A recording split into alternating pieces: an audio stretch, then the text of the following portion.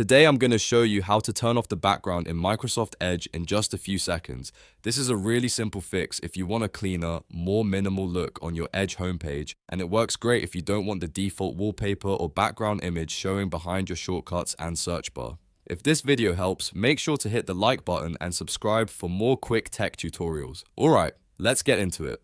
First, open Microsoft Edge and make sure you're on the home page or new tab page. You'll usually see the background image, the search bar, and your shortcut tiles. In the top right area of the page, look for the page settings icon. It looks like a small gear icon. Click that gear icon to open the page customization options. Once the settings panel appears, look for the background option. You should see a toggle switch for background. All you need to do is turn that toggle off. As soon as you switch it off, the background will disappear and Edge will switch to a cleaner, simpler look. If you want, you can keep adjusting other page settings too, like the layout, quick links, or content feed. But for this tutorial, we're just focusing on removing the background. If you ever want to turn it back on, just repeat the same steps, click the gear icon again, and toggle the background back on.